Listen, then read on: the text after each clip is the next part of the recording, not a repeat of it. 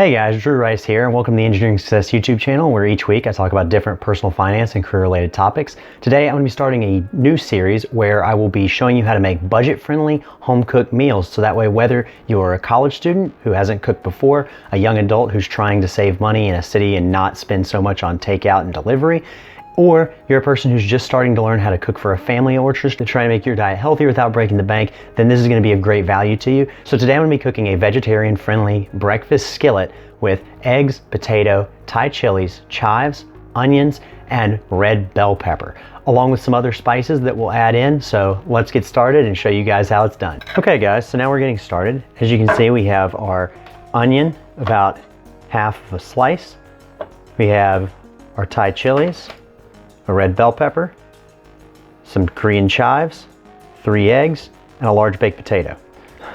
So first off, make sure you've washed off the baked potato and scrubbed the outside, because potatoes grow underground and they are liable to have some dirt and other things on them. What I like to do is then just cut that potato in half, and we're going to use half of that large baked potato for our skillet. When I'm cutting it, then what I want to do is cut it into, I'm basically dicing the potato. So I want to take it down here, about thumb thickness, just as a general rule, but feel free to do what you'd like. And then I'm going to do the same thing going the opposite way.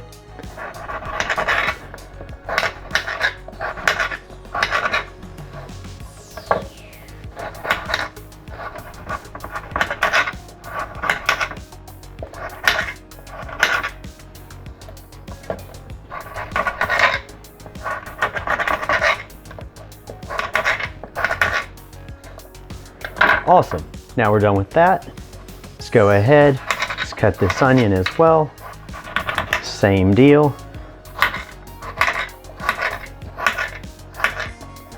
Dicing that up, nice and pretty.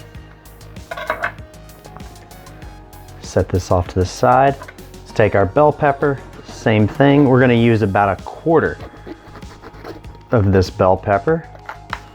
Pop that off.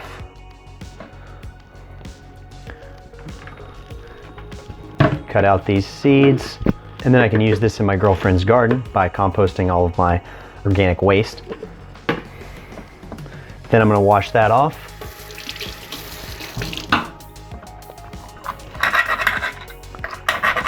Same thing. Cutting these down the side, dicing them up real good. Now we're going to get the pan ready.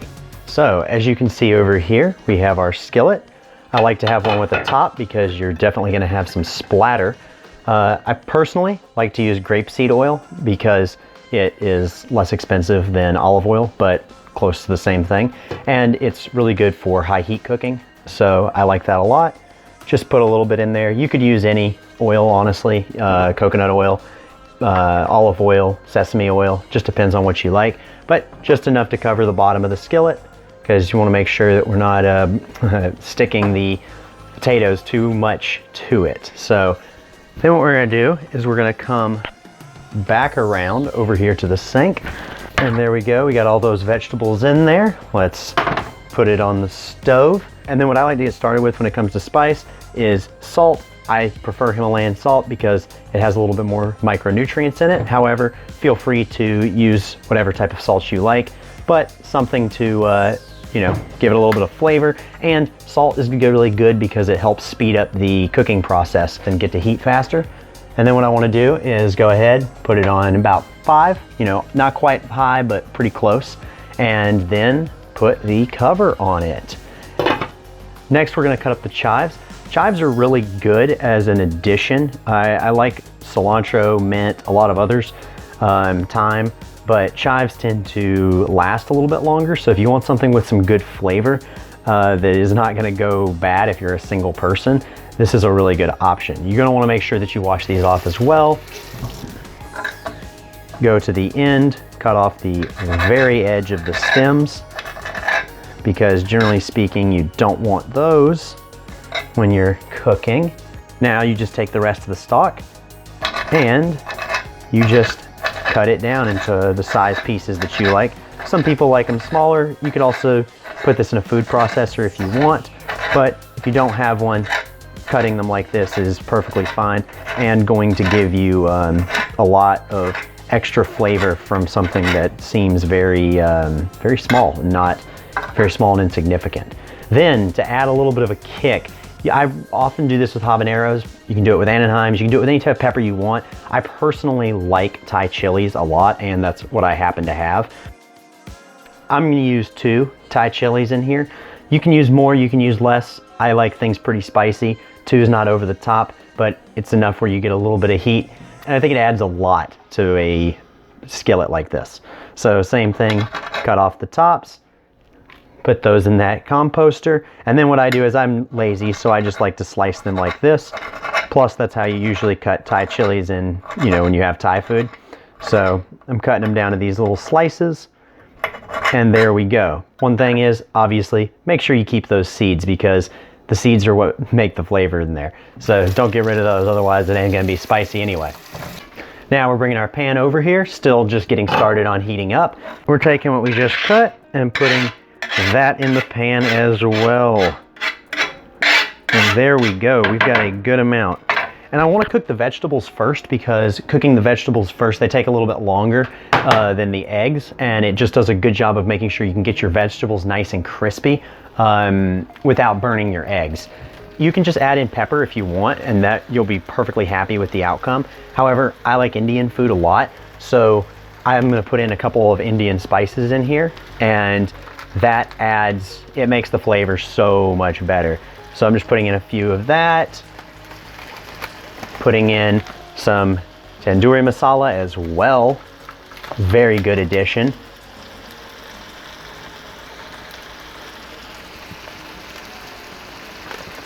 And then ajwain seeds, and these are great. They add a different type of spice than you're used to if you're not into Indian food, but trust me, if you enjoy good, well-flavored food, you're going to really be a fan of this. Ginger, turmeric are also really good options. And then basically what I'm going to do is I'm just going to be moving this stuff around, making sure that it doesn't stick to the pan.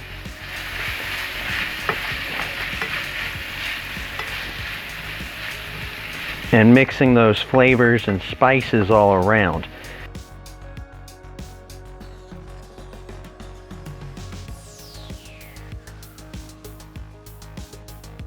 And then I'm just gonna cover that up and give it time to cook. Generally speaking, we're gonna have this sitting on here for about 5 minutes or so, maybe up to 10. And in the meantime, let's go back and let's take care of the eggs. Okay, so the eggs are the simple part. Basically, I'm just gonna take the eggs, put them in a measuring cup or something else to pour. If you don't have a measuring cup, you can use a mug. That's what I did a lot of the time when I was in college. And basically, I'm just gonna put those in, eggshells in the compost. And I'm using 3 eggs in this. You know, feel free if you want to use more, if you want to use less. For me, with the amount of, with the ratios of everything else I'm using, 3 is about the sweet spot. So if you use more potato, maybe use more eggs, you know, so on in order to replicate this recipe. Then what I'm gonna do is take a fork. I'm just going to poke down into these yolks and start stirring into each of them. I wanna break the yolks up and basically use this just like a whisk, but I don't wanna wash a whisk and I'm gonna use the fork anyway, so might as well save the, save the dishwashing. And there we go. As you can see, nice and very whipped. And once it's ready, we're going to just pour that in. And here we go, you have this cooking. You can hear that sizzling right there, and it is just looking very, very nice. We're gonna take the spatula, and again, let's move this stuff around, look at it, see how it's looking, and see how these potatoes are starting to brown on some of the sides. That's pretty much what we're gonna want, is we're trying to get these potatoes where they're nice and cooked. One way to tell is potatoes are really firm initially, so you want to cook them to make them softer and break down that cellulose. And so I'm just softly pushing down with the spatula, and I can't quite push through it. Once I'm able to push through the potatoes, then that's when we know that they're done. So we're gonna put that top back on there to let it cook a little bit longer.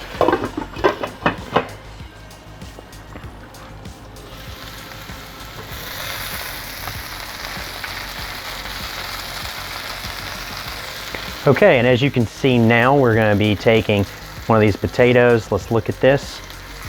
Yep, able to push straight through it. That means it's nice and soft, which is the way you want it whenever you cook diced potatoes, at least in my opinion. At least that's how I prefer it.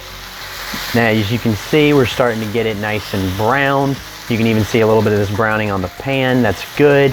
And now is the time when we're going to add our eggs into the mix.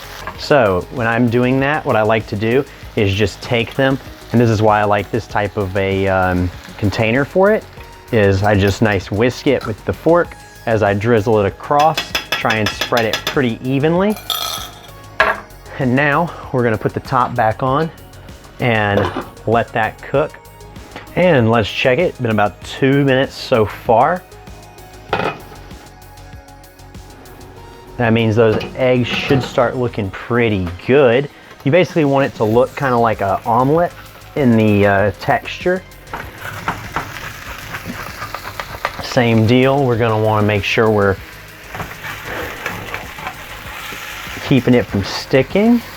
And then I wanna pick it up in pieces like this and just flip it over. And that's what I want on the outside, is that nice layer of just cooked egg. And then I'm just gonna dice it up like this, because I kind of making this a scramble style.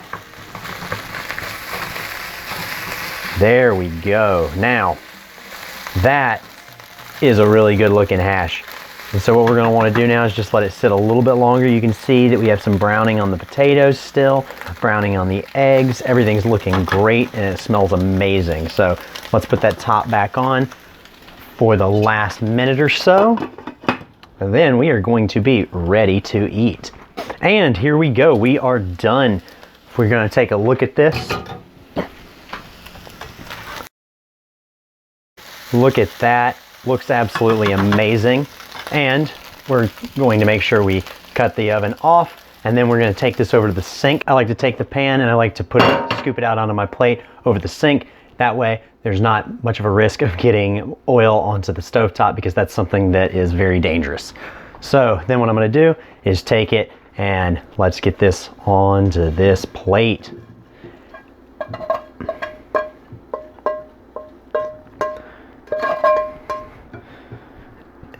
There we go. And as you can see, that looks absolutely delicious.